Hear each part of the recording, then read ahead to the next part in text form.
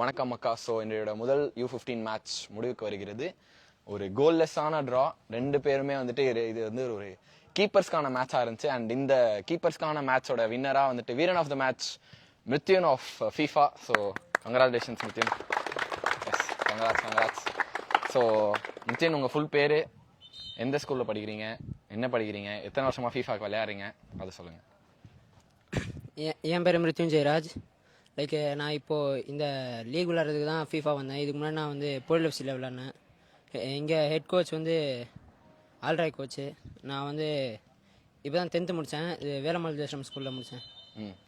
Okay. So இந்த match வந்துட்டு கோலே போல, அதனால் வந்துட்டு உங்கள் டீம் நீங்கள் நினச்ச கோல் வந்துட்டு அட்டைன் பண்ணீங்களா? கோல்னா வந்துட்டு கோல் போலன்றது இல்லை, அந்த ஜோக்னா நீங்கள் வந்துட்டு கோலே அடிக்கலை. ஸோ நீங்கள் ஜெயிக்கணும்னு வந்திருப்பீங்க, அதை பற்றி சொல்லுங்கள். என்ன பிளான் பண்ணிட்டு வந்தீங்க, என்ன ஆச்சு? இந்த மேட்ச் வின் பண்ணுறதா தான் இருந்துச்சு.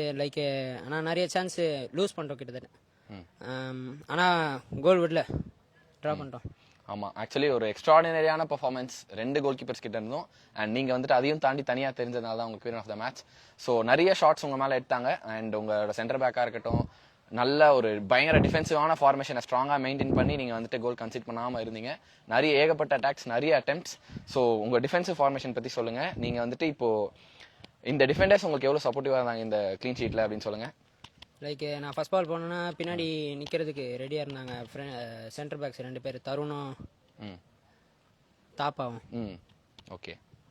ஸோ அப்புறம் சைடில் வந்து நல்லா விங்ஸ் எல்லாம் பார்த்துக்கிட்டாங்க. சபரி, இந்த சைடில் சாம். ஓகே மிருத்யுன். ஸோ சூப்பராக பண்ணீங்க. Thank you so much. அடுத்த மேட்ச் வந்துடுங்க. உங்களை அடுத்த மேட்ச் சந்திக்கிறேன்.